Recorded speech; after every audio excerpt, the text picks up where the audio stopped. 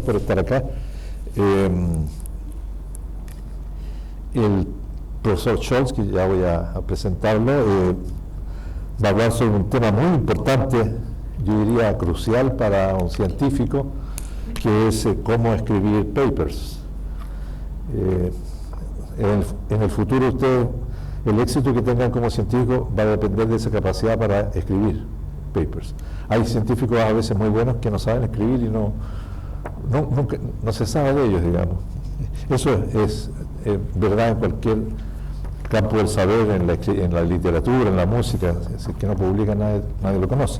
Bueno, el profesor Scholz es profesor emérito de la Universidad de Greifswald en Alemania.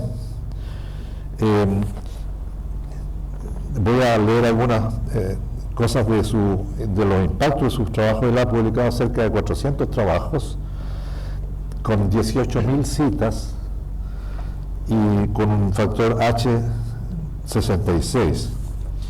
El profesor Scholz además fue el fundador de una revista de electroquímica que se llama el Journal of Solid State Electrochemistry. Fue fundador y editor por muchos años. También es editor todavía del ChemTexts, que es una revista dedicada más bien a la educación, editor del Monographs in Electrochemistry, es fellow de la International Society of Electrochemistry, y además es editor del diccionario de la electroquímica. No. Bueno, no quiero quitarle más tiempo al profesor Scholz, lo dejo con él para que él nos cuente cómo... No, ya.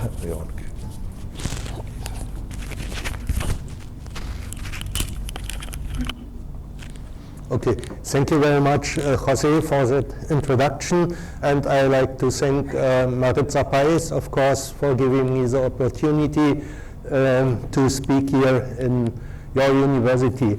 As Jose already mentioned, I am from the University of Greifswald. You will not know, it's a very tiny but a very old university. It has been founded 25 years before the arrival of Columbus in America. So in 1456, the university has been founded. Yes, and okay, Jose already mentioned something about me, and I think when one is speaking about such topic, writing papers and how to publish, it needs some justification, and I hope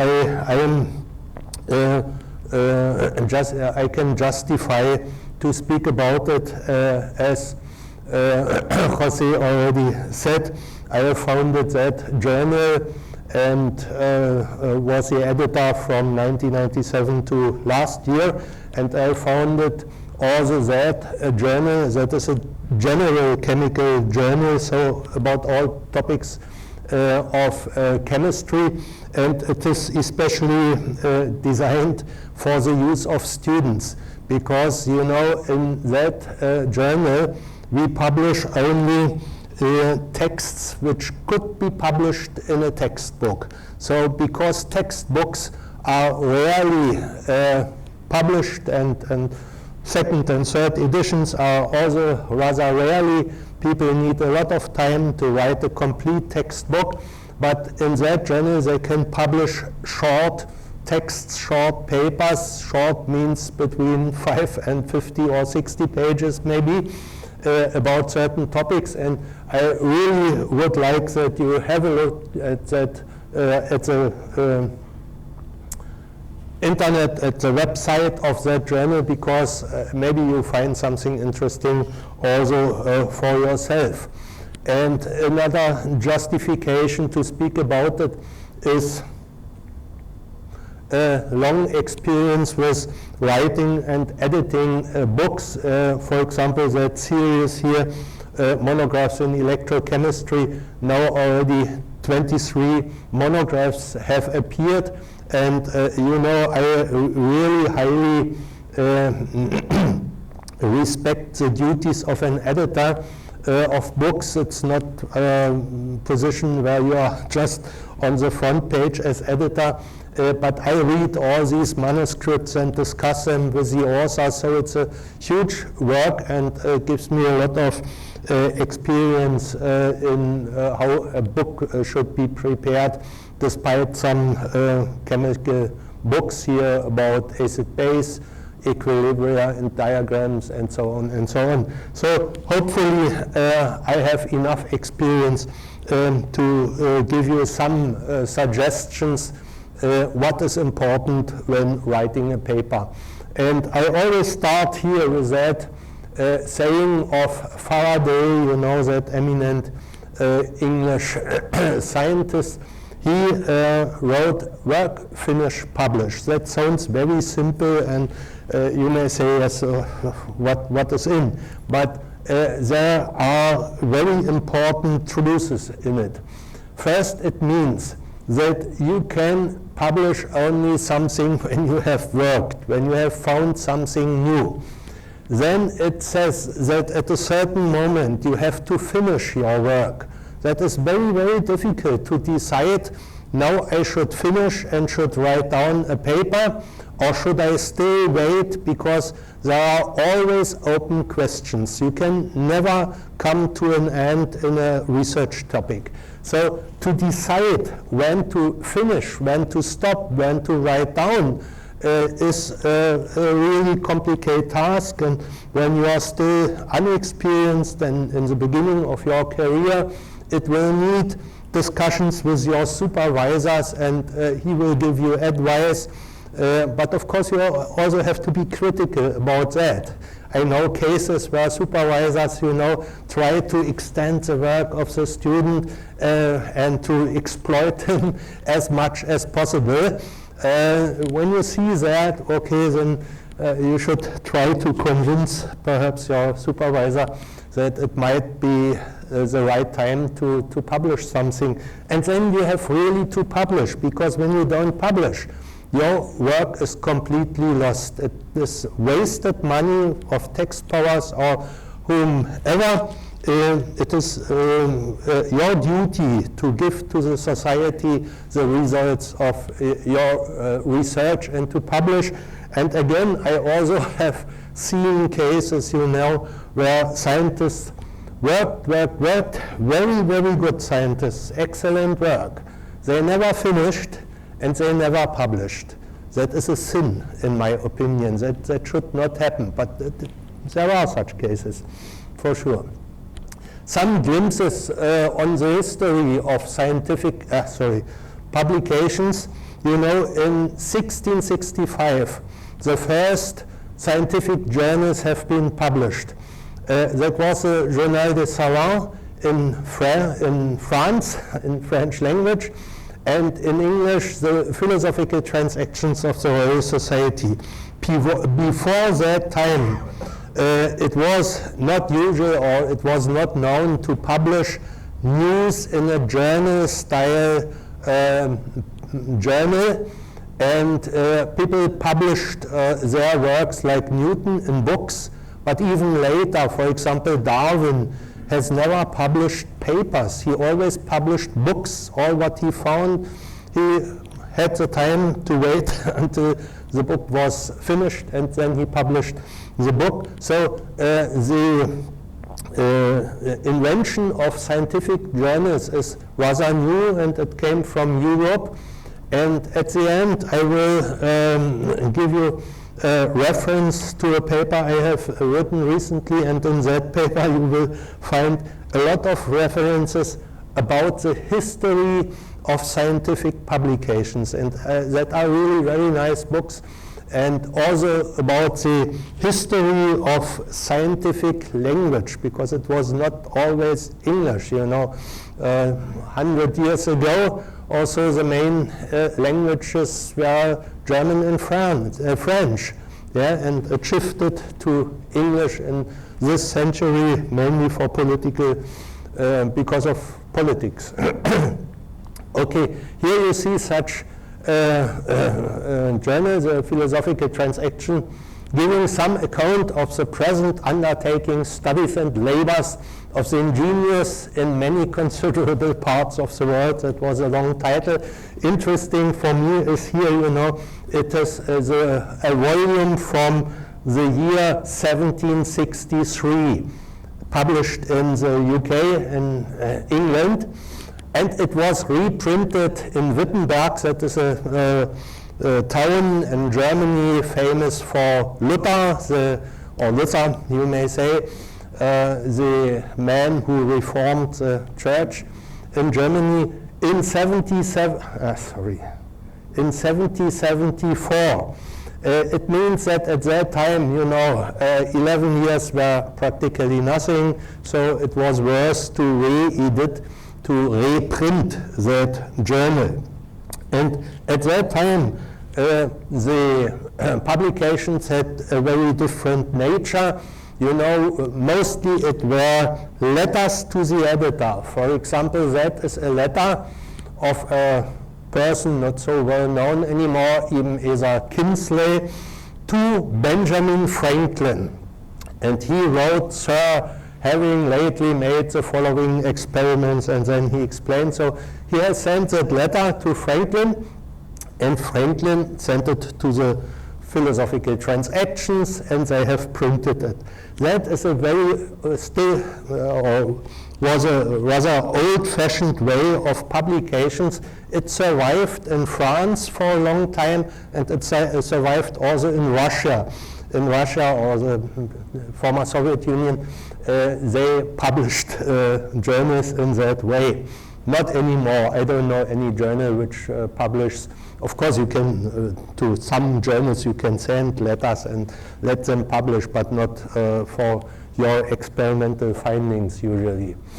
At that time, the figures were very nicely made. That were mostly copper engravings as illustrations, and of course, the scientists could not make that themselves. They had technical support. They had people who made these nice copper engravings for illustration, so the scientist just made a sketch or gave the sample to be made as a figure. Later publications, you know, looked very different. That is from 1885 in an analytical journal, the first journal on analytical chemistry in the world was that one. It doesn't. Okay, and at that time, you know, 19th century, late 19th century, the figures were usually wood carvings, not anymore copper engravings, but they were wood carvings, and these wood carvings were also made by artists, and they were very precious. So the publishers kept these wood plates for a very long time, and they reprinted that in different textbooks and so on. And especially one company from which also that wood plate is here had a huge, in Germany, had a huge collection of these wood carvings. They were all burned in Second World War. So they survived only as prints. So that is typical modern publication, as you all know, and we will speak about it a little bit later. Then I always cite that Carl Wagner. Carl Wagner was a physicist, an eminent scientist, has been several times suggested for a Nobel Prize, never won it, but he wrote about the methods of scientific research, and he wrote something which I like very well, and translated it to Spanish. You see, cada persona estúpida puede pensar y escribir algo complicado. That is really something you should always remember, because we all are tempted to write something very complicated, and usually the reason is that we did not understand the things correctly. And then we may complicate phrases, and perhaps this could be, and so on. And I think Wagner is absolutely right when he says that something complicated can be written and thought by every stupid person. But to make something very clear, it needs a high degree of intelligence and art and work. And he said, as you see, it is a very special art to speak understandable about subjects when they are not yet completely known. And as I mentioned before, in science, never anything is completely known. And so it is really an art to write something very clearly. He is famous, by the way, for the theory of corrosion. And his papers, of course, at that time, all written in German language. They are really fantastic, clearly written, and nice to read. Okay, now I mentioned at the beginning, I will not speak very much about technical aspects, because you have plenty of books about that, and you get some tutorials about the technical aspects. So I will speak more about some general aspects. The first question is why to publish? Of course, for the communication of news. Very often also to claim priority. That is absolutely correct. When you have found something, you will claim, okay, it was me and not somebody else. That is also a good reason. And then what is not published does not exist. That is really, you should always remember. Then I have here a provocative question and answer. Can a publication be written too early? And my answer is no, it can only be submitted too early. So that is also a suggestion from my own work. I always started rather early to write down some ideas, to start to write the publication, even when I knew that not all has been finished. Because when you write it down, you are forced to think deeply about it. You will discover what is missing, what you have still to do.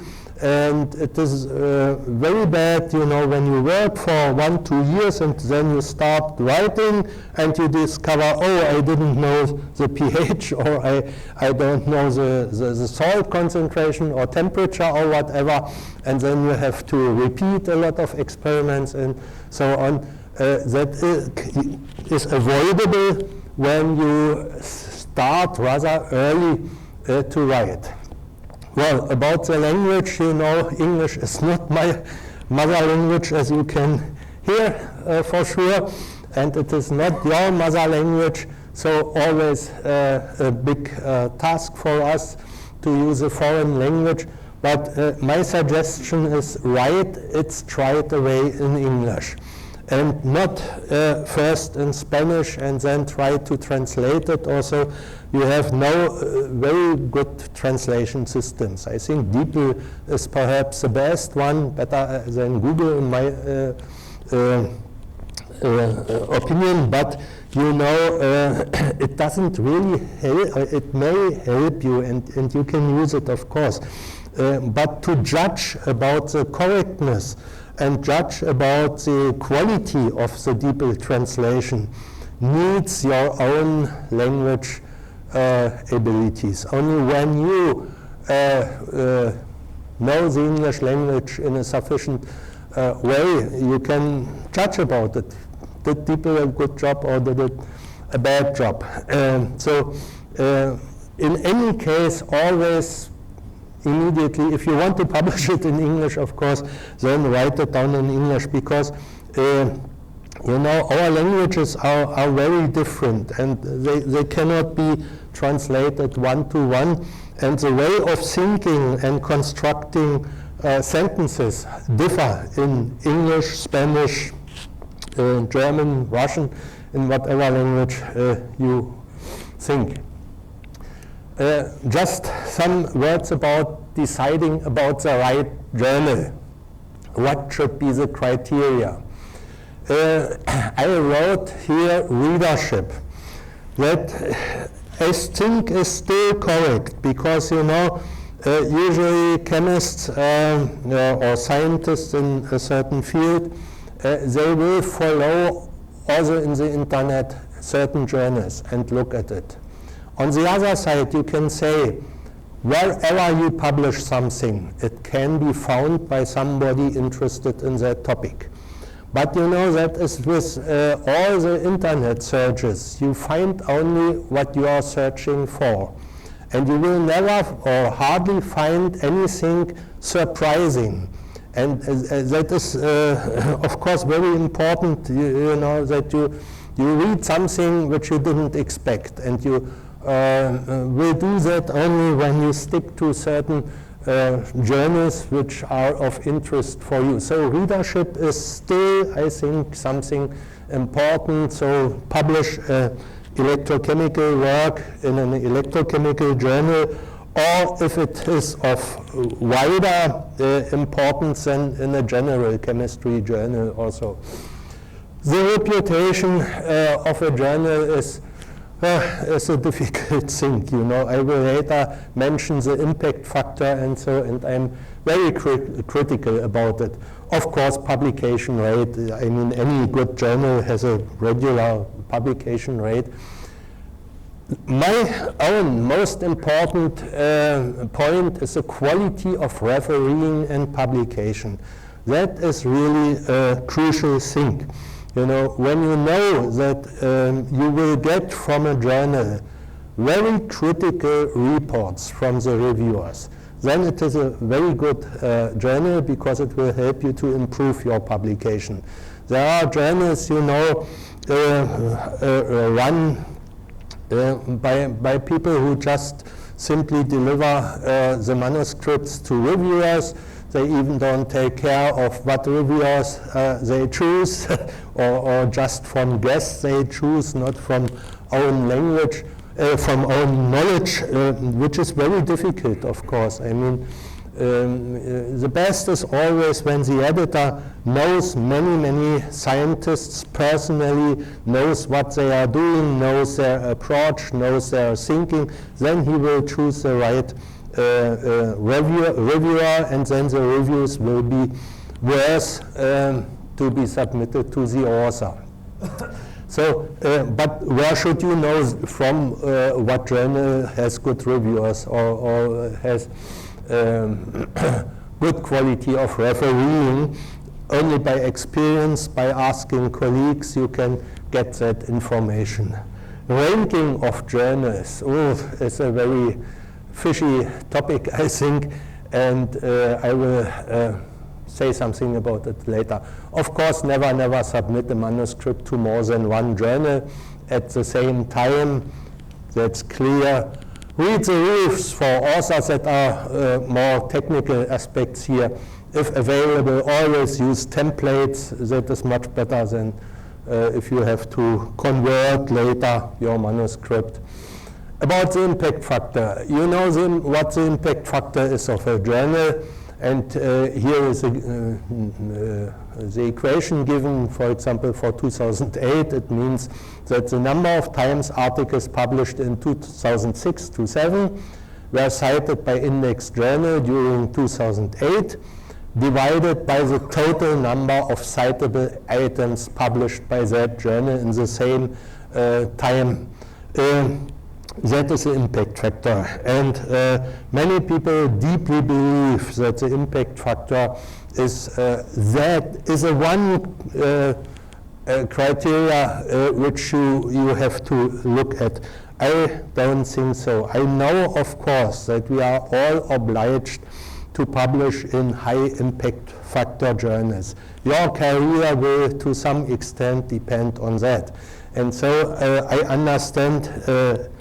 Anybody or everybody who looks at the impact factor, but you should critically understand that a high impact factor never means that a certain paper in that journal is of highest quality. It happens, and not so rarely, that even in Nature or Science, nonsense is published. Nonsense, even fraud. That happens. Of course, more rarely than in a journal with a low impact factor. But there is only a correlation. It's never a clear indication that you say, oh, that paper has been published in Science, it must be the truth and the best, and so on. Yeah? So be critical about the impact factor. And then, you know, the Hirsch index. We say Hirsch index, I don't know, Hirsch, probably, which is a measure of the so-called quality of a scientist. That was a physicist from Argentina. He published that, and you can look at that graph and equation, how the Hirsch factor is determined. It is a certain, as an impact factor, it is a certain indication, you know, but it is not proof that somebody with a high Hirsch factor is better than somebody with a low one. It depends on the topic. A mathematician will never reach such Hirsch factors like somebody from biochemistry or biotechnology and so on. So I think one should be very critical, and I'm not alone with my opinion. You see here two papers which I really suggest you to read. They are from Antoinette Molinier and Geoffrey Bodenhausen. Bodenhausen is a pupil of Richard Ernst. Richard Ernst is a Nobel Prize winner in NMR spectroscopy. And these two people have written that paper, bibliometrics as weapons of mass citations. La bibliométrie comme arme de citation massive. The article is both in English and in French. You can read it as you want. Has been published in Chemia. Chemia was or is still the journal of the Swiss Chemical Society in 2010. It's in number 1-2 of 2010. Read these two papers, because Richard Ernst wrote an additional small commentary to that paper, The Follies of Citation Indices and Academic Ranking Lists, a brief commentary to bibliometrics. Both are very, very worth to be read, and I will give some reference, some citation, what Richard Ernst wrote, and it is really worth to read it slowly. He wrote, "Let us formulate a creed of scientists and researchers of all kind. Never ever use, quote, or even consult science citation indices. Let us appeal to the pride and honesty of researchers to derive their judgments exclusively by careful studies of the literature and other scientific evidence. It is better refuse to comply with requests than to base your judgment on numeric bibliometric indicators." That's not addressed to PhD students, that's addressed to professors who have to judge about other people, who to appoint or not to appoint, so for them it is said. "Let us incorporate this creed into our teaching, discrediting number games as incompatible with our goals of objectivity, credibility, fairness, and social responsibility as researchers." And he continues even more acidic, "And as an ultimate plea, the personal wish of the author of Ernst remains to send all bibliometrics and its diligent servants to the darkest omnivoric black hole that is known in the entire universe in order to liberate academia forever from this pestilence. And there is indeed an alternative, very simply start reading papers instead of merely rating them by counting citations. I have given these citations on various occasions, and I have seen that some of my colleagues were very, very upset about that text and said, oh, you cannot, that is absolutely wrong, and the impact factor and the Hirsch factor and my Hirsch factor is, and so on, you know. So, but this is completely my own opinion.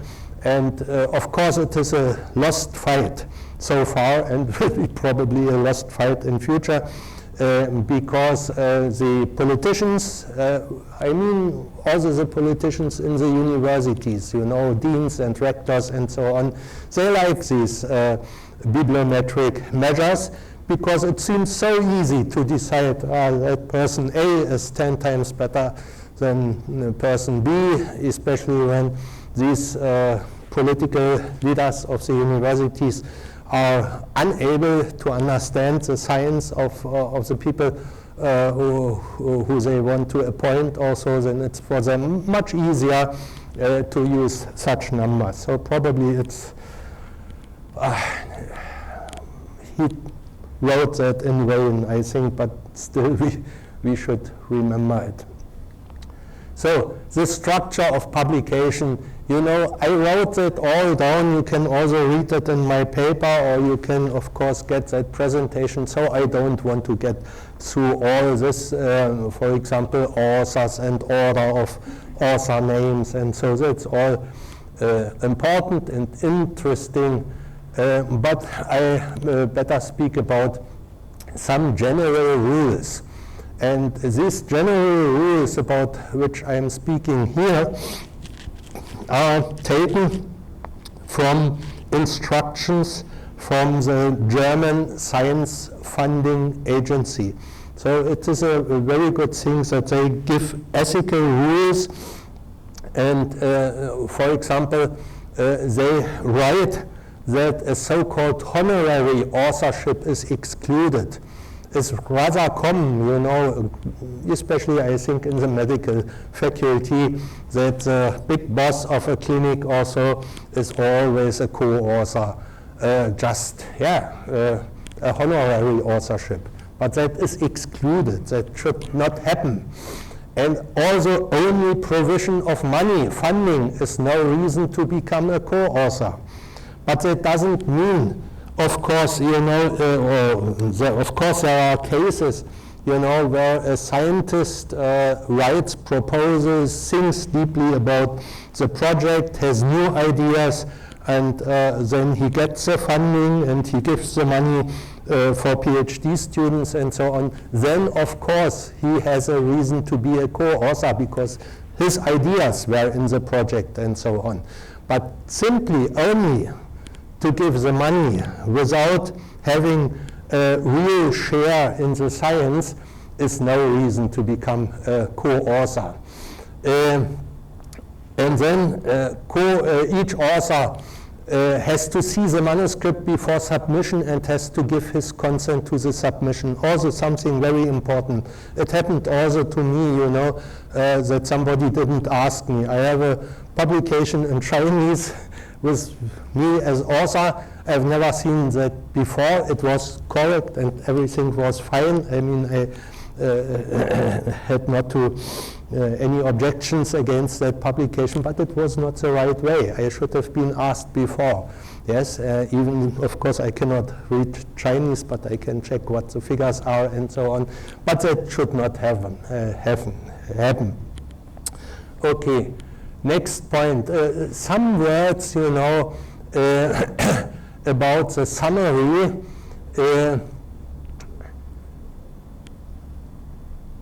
I think when you think about a publication, you should already at the beginning think about the title and also writing the abstract. Of course, you will change it several times later.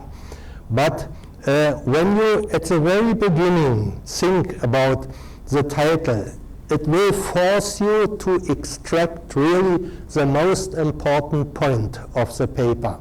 The title is extremely important. The title will be read by many, many more people than the abstract, and the abstract will be read by more people than the complete publication. And if you have found something new results, and so write at the beginning, at least I did it almost always, the abstract, not at the end of your paper writing, but at the beginning, because then you have that lead which shows you the range of arguments and how you have to construct your entire paper. So thinking that title and summary that can be written down at the end is, in my opinion, is not the right way or the best way. But of course, you know, people differ. Everybody of us has another soul and thinking, and there might be people who make all that at the end and will end up with a fantastic paper title and abstract, and so it depends also a little bit on your inner construction. That are just personal views from my side and no absolute rules, of course not. I will not speak about introduction, experimental results and discussion. Conclusion is a very important point, therefore I want to mention the conclusion.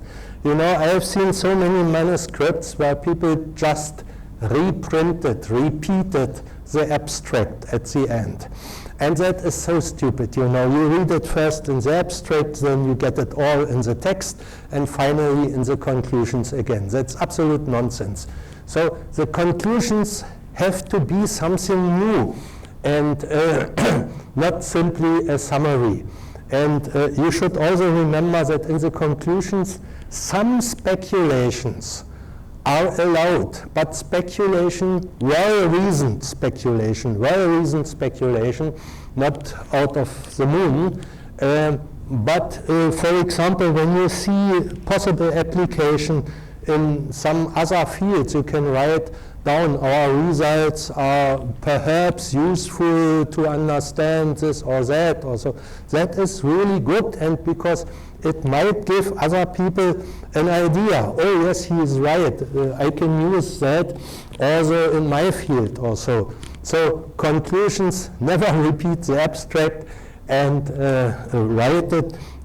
I think it's even better to leave out the conclusions in some cases when there is no reason to write conclusions. You can leave it out. Better leaving it out than repeating something. So I will not speak about these technical things, as that is again important.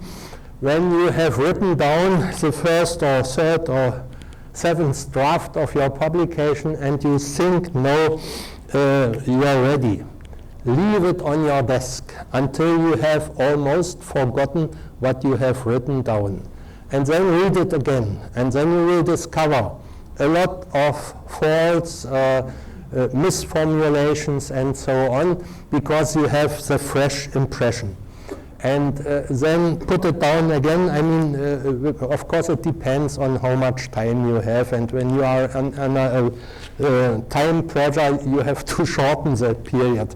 But in any case, you should not finish and submit it immediately, but rethink about it and give your manuscript to critical colleagues. That is also something very important. Discuss it with them.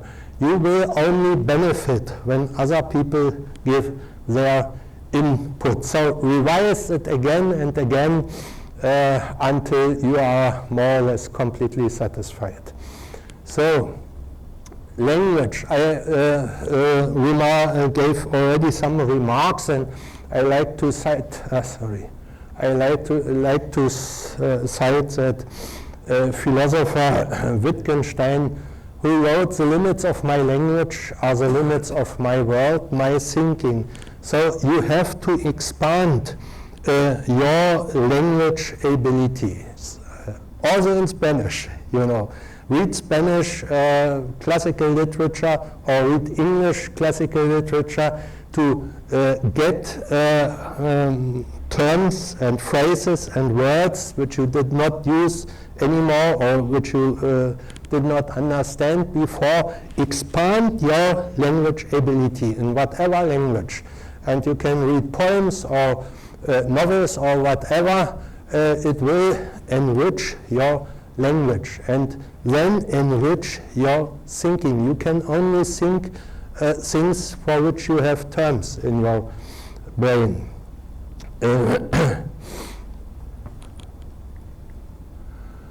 Well, okay, write in English, that is a reference I like to give you because it's a fantastic essay written by George Orwell. You know him perhaps for the famous novels 1984 and Animal Farm. Maybe you have read that, fantastic books. And he wrote about the politics and the English language. I received that hint from an electrochemist in the UK, and it is fantastic. You find it immediately in the web. You only give in Orwell English language, and then you have, so I didn't give the wrong internet address. Read it, because it applies also to science. It is not only that you perhaps better understand the language of your politicians, and I completely agreed when I read it. I thought the same could be said about German politicians. Yeah? So it also applies to science and is a really good reading. And I want to suggest that book, The Chemist's English, is a fantastic book written by Robert Schönfeld. He has a German name, but he was a editor-in-chief of the Australian Chemical Journal, and for many years, so he had a lot of experience with publishing. He was a very, very severe editor, pointing to the smallest mistakes, and that book is really fantastic. You can still get it, I think, in the internet second-hand, and he published that fantastic paper in Angewandte Chemie, that journal, you know, with the highest impact factor in chemistry, when I should use that term, in 1988. Say it in English, please. When you read that, you will get so many good hints, you know, what to avoid and how to speak, and of course that person knew Spanglish and Jinglish, German English, and all that, and so he points to the mistakes that everybody outside the English-speaking world is doing. I think that will help you a lot when you read these two publications. Revisions about that I will not speak. That are all things. That is the paper I published last year in ChemTexts, writing and publishing a scientific paper, and the references therein I didn't incorporate here in that talk. It seems that this topic is very interesting for many people because the paper has been downloaded 14,000 times already since last year, so many people seem to be interested.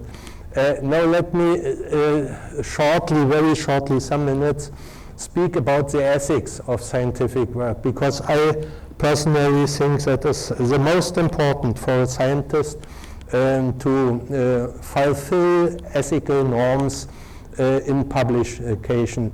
The word ethical comes from Greek, means moral, or ethical you use also.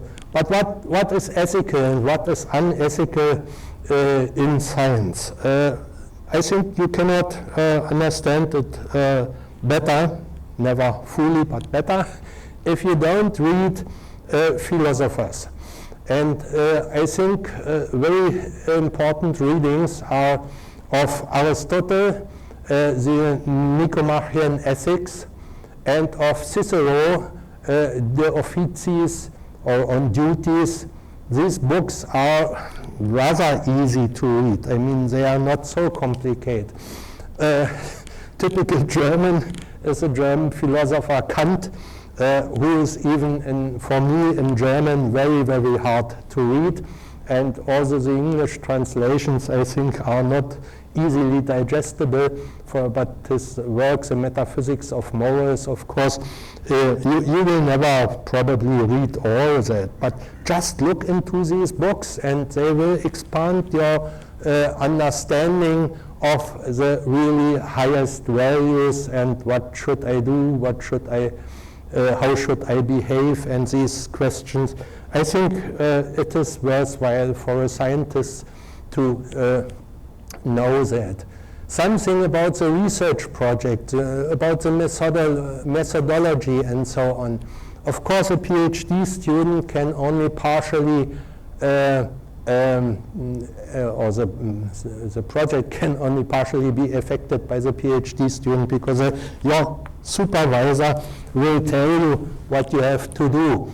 But despite this, every PhD student has complete responsibility for what he is doing, and he has to check whether the project is in line with his ethical standards.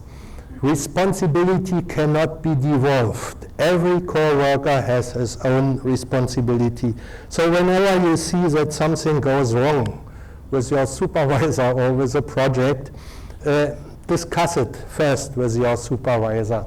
And I will tell you, in Germany, also in other European countries, every university has a so-called ombudsman. Ombudsman, that is a term from Swedish language. He is something like I was at for a long time at my university. He is somebody like a priest, you know. You can go to him and you can complain and you can tell him all your complaints and stories in all ways of life. I mean, people come, women come when they have been attacked by supervisors or other persons also, and then they tell you their story and you give suggestions. You cannot do much. Yeah. So we have no juristical rules or possibilities, but we can give suggestions.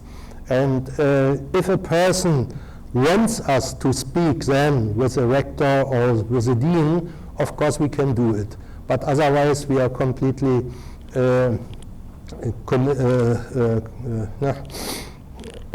we cannot speak about the cases to anybody. Such ombudspersons, in my opinion, are extremely important. I know that you don't have them here in Chile, yes, people? You don't have ombudspersons here at the university. You don't have ombudspersons here in the universities in Chile, where people can go and complain about something. That is really something good. I mean, the young people here should think about it, and maybe you can drive the authorities to introduce such system. It is really good, I think. Research always must be fun, and it needs complete identification and enthusiasm for the project. But disappointments and setbacks are normal. Most important is sincerity and honesty in research. That I can only repeat ever again. Good supervision of students, that are points, you know, also more for the supervisors than for PhD students. But you should, as a PhD student, you should also know your rights. And look, a supervisor should demand, of course, but he should also promote you. He has to have time for discussion. There must be a continuous supervision. The supervisor should show interest in the progress of work. The supervisor should not pressure students to succeed. That's something very, very bad. You know, it happens from time to time in some countries that students commit suicide because the pressure was too hard, or if they don't commit suicide, they may leave the university, or in the worst case, they may falsify their results, they may give fraud to the supervisor. That is always a result of too much and wrong pressure on students. And you should know that this is evil, and you should do something against it.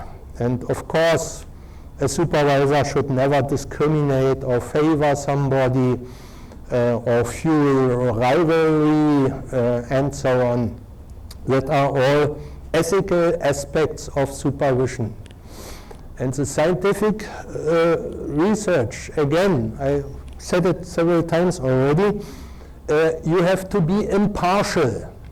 Naturally, you may have specific expectations, but when the results come out differently, you have to believe in it.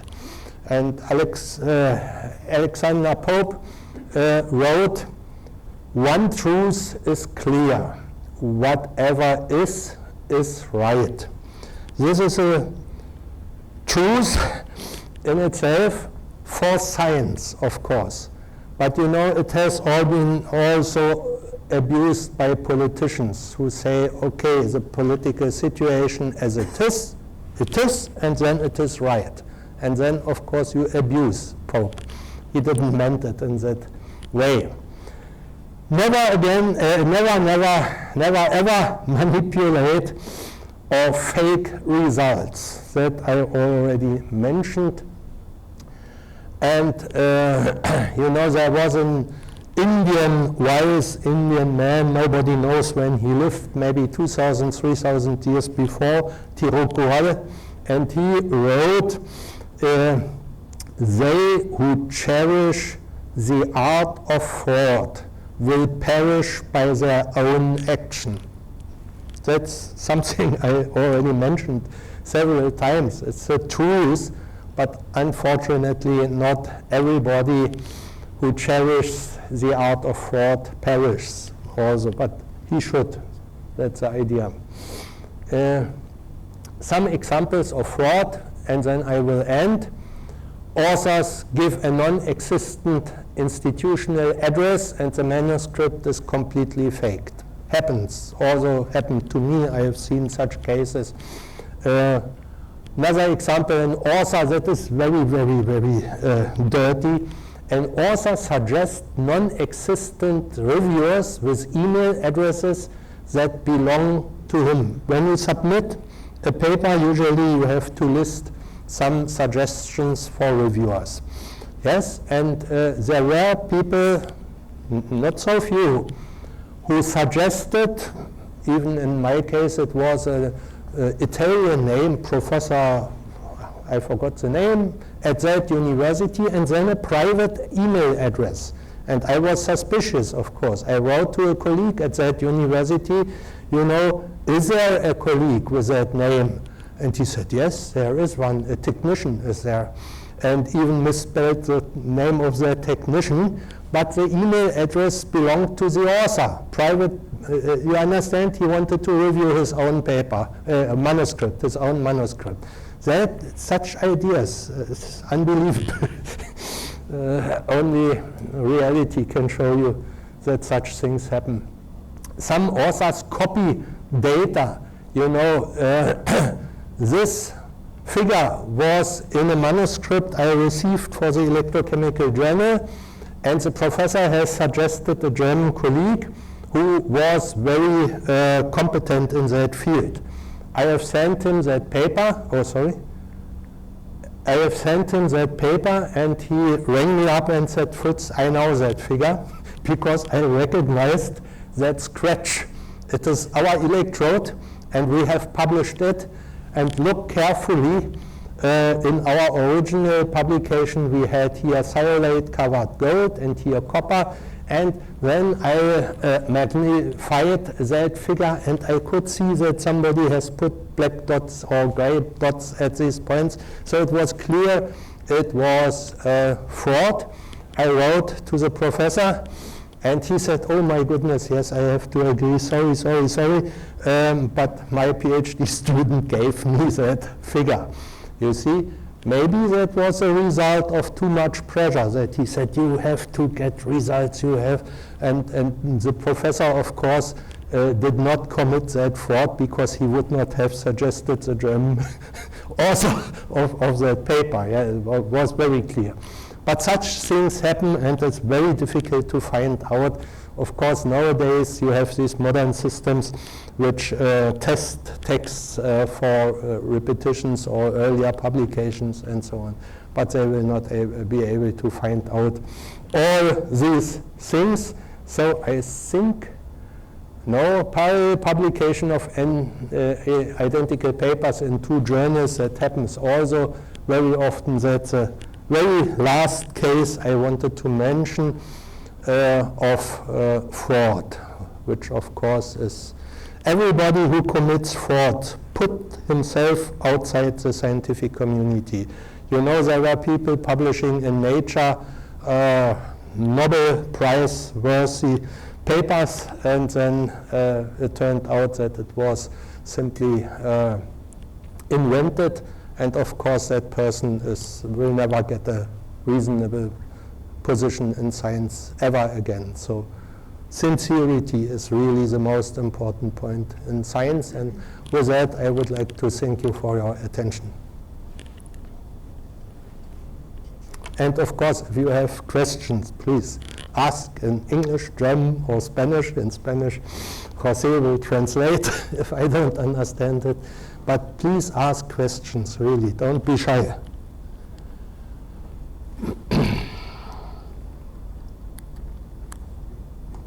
Yeah? I'm well, finished. Thank you very much, Fritz, for your very interesting talk, which is, I think, it's interesting to any scientist. So, it would be interesting if you have any questions or advice, since he has been an editor for so long, he has a lot of experience. And of course, the problem is a very serious problem. It happens. ¿Así? I got lost a bit. Why should we not send the manuscript to different journals at the same time? Yeah. That is a very good question and very understandable from your point of view. But you should take into account first that a manuscript arriving in a journal office causes a lot of work. I mean, the editor will first read it and screen it. He has to devote a lot of time for that. Then he will send it to reviewers. The reviewers will start to write, to read it and to judge about it. And so many people will invest a lot of work. And that could be in vain because another journal made the same and was perhaps quicker, and then all that work was lost. So it is a question of sincerity towards the editors and reviewers not to do that. That should really not happen, and even look, it could happen, as it happened in one of my examples, that two journals are accepting the paper, and then you have a double publication. That's nonsense. That is, you know, we have too many journals and we have too many publications. So it is a waste of resources, and no, never should be done. One journal after the other. And usually now people are, the strategy is first to send it to the highest impact journal, and then they slowly go down, yes? And I read, somebody wrote, every manuscript will be published somewhere. Now you have these many predatory journals, you know, where you even have to pay a lot of money, and they will publish anything if they get the money.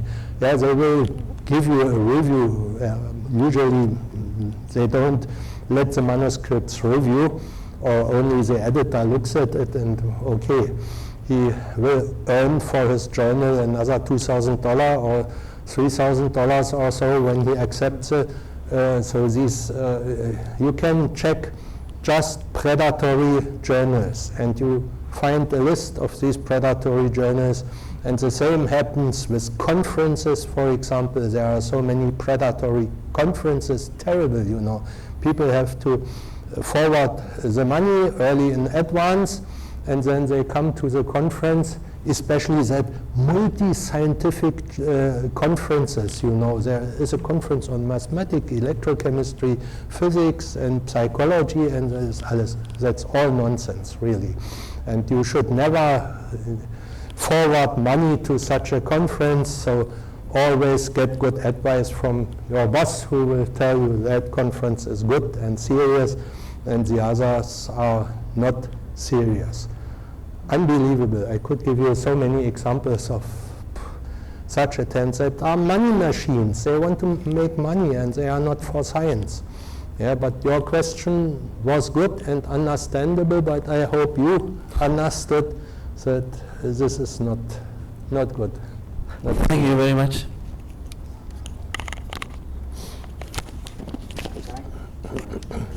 First. Yes. No. Lady first. Maybe it's like a bad question, but I have this question. When you send the manuscript and there is a review, and you send again another review, when it's time to stop and try another? I didn't understand. Oh, sorry. When you... For example, you send for a journal your manuscript, Yeah. and they review, and they have a lot of things to you, repeat, or add data, and sends again, and then, and 3 times, 4 times. When it's time to stop and try another journal, or is not a... I think it is, yes, you know, of course, when you get the reports and they tell you what you should improve and add and so on, you should do it and try it. And usually journals will not continue after the 3rd time. At least we probably never did it also, because when a manuscript is not faultless after the 3rd revision or so, it probably will never be faultless, you know. And so, in fact, it is a task of the editor then to stop it. If it is on serious grounds, but you know, sometimes also in science, it's a question of viewpoint, not of wrong or right, but of sometimes of the school from which the scientist is, that they differ in their views also. Then the editor might decide to say, okay, we will publish it, but we will ask the critical reviewer to write a response paper to that, and then to publish it together. I had such cases, sometimes even with forth and back, but then I also stopped the discussion because it is senseless, you know. Sometimes it can go to infinity, and but generally I think it is very important that you very, very carefully respond to the questions and try to improve it. And if you see that that is also an interesting and important point, you know, sometimes the author writes, oh, the reviewer misunderstood me completely. I meant this, and he doesn't change anything, but only explains to me that the reviewer has misunderstood him. And then I can give a very simple answer. In most cases, that misunderstanding resulted from a bad way of discussion and writing, you know. And then I usually wrote to these authors, look, the misunderstanding happened because you did not clearly explain that or that, and then you have to rewrite your paper in a way that such misunderstanding cannot happen. And then there are cases where reviewers are completely wrong, and even sometimes partial, meaning that they are simply wrong, that he may dislike your boss, you know, or had some fight with your boss, and so he will attack that. And then, of course, the editor has to decide, you know. And that are the most nasty cases where such personal things are involved in the reviews. That happens, of course. I mean, all authors, all reviewers are human beings with all their weaknesses and strengths, and how to respond to the reviews is really a difficult question, and a little bit more I wrote in my paper, so you can look it up in that ChemTexts paper. It's open access, you can for sure get it. Thanks. Thank you for your excellent presentation, Professor. I have a question about a few months ago, I have read your paper about how write papers, and you say there are problems with split one paper in two papers. Yeah. Yes. Of course. I want know your opinion about that, and when is correct that, or when is not correct, you know? This, well, generally generally I would say that it is always better when you bring together similar things in one big paper instead of having many short communications or so. I know, of course, that you are interested in many papers, in many citations, and so you are tempted to split it. Yeah. But for people who have to read it, it is much easier and better to have all in one larger paper, and it is also better from an economical point of view of journals.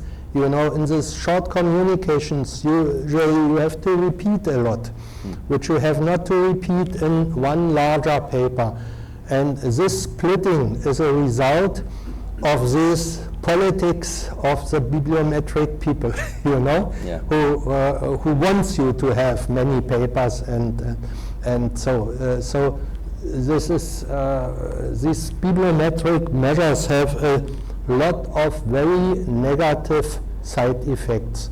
One side effect I know from a certain country, I will not name what country it is, there it is very, or was maybe still very common that PhD students shared the authorship. You know, Victor said, okay, you are the co-author of my paper, and then I am the co-author of your paper. Then each of us has 3 papers, which are necessary for the PhD also. That's the same. I pointed to it. It is not sincere and should not happen. All these things happen only because the politicians are using these bibliometric measures. They are interesting also for me. I look sometimes for colleagues for the bibliometric data, but just for curiosity, you know. I would never judge and even would never give some notes for people. Oh, he has that Hirsch factor, he must be excellent. Yeah, I know people with thousands of papers, but they are not really 10 times better or what than somebody, a theoretician, for example, in electrochemistry. He will never have so many papers and he will never get so many citations. But I can value, I try to value, not always, but I try to value really the papers, read them, and then discover that is excellent, and that is just, how to say, repetitive work, you know. Ever again the same with another compound or at another potential or something. Is there So one paper, one good paper, and a splitter? I think it's better, but you know, in when I was at the university at Valparaiso, somebody told me, Fritz, you are, that is a very idealistic view you present. I know that it is an idealistic view, and I know that it is not in agreement with the pressure of administration and so, but I feel it is my duty to stand for that point of view. Yeah. And I know that people will not all people will follow. I love it. But sometimes the editor advises you to split because it's too long. I never had, yes, that may happen, you know, when you have papers, yes, I know, of course, but that usually not happens with a 5 or 10 page paper, but when you have a paper of 100 pages or so. Yes, especially in ChemTexts, I got that advice from reviewers also, because some people have written very long textbook chapters practically, but the journal is a textbook chapter journal, so I said, okay, no, leave these 60 or 80 pages, but in research journals, where new research is published, that rarely happens, yeah, sometimes, very rarely. For example, current opinion in electrochemistry have a limit.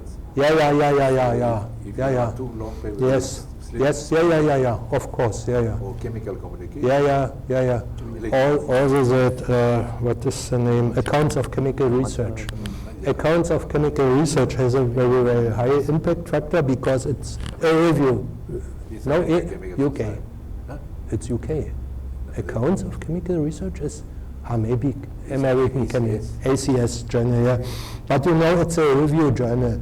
And so, of course, review journals get a lot of citations, much more than original one. Okay, thank you very much. Have a question? For the PhD students, what do you think when to start to write their first paper? When they're finished the thesis or when the experiment are in progress? I think the draft should be written when the experiments are in progress. And definitely the publication should be finished before he leaves. That's the worst case, you know.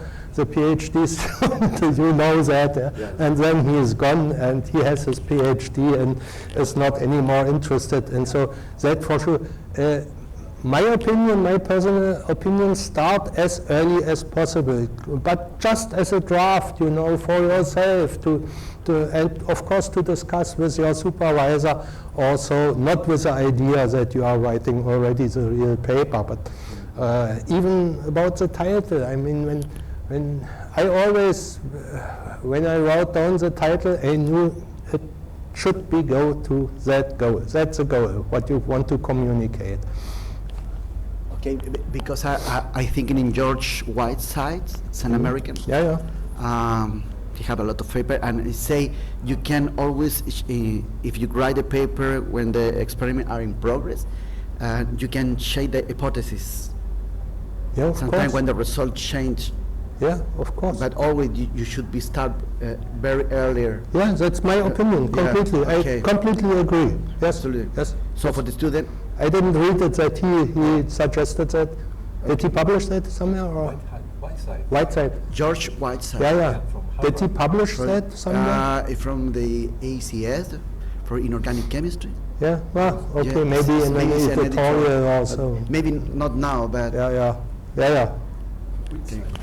Thank you. Yeah. I would also say Whiteside, but Woodside. Who knows in English? Otherwise, we will have to think. Thank you very much. Very nice talk. And Thank you for your questions. That's the most important, you know. Thank you. Okay, thank you. Thank you, Very illuminating. Jose. Of course. Thank you.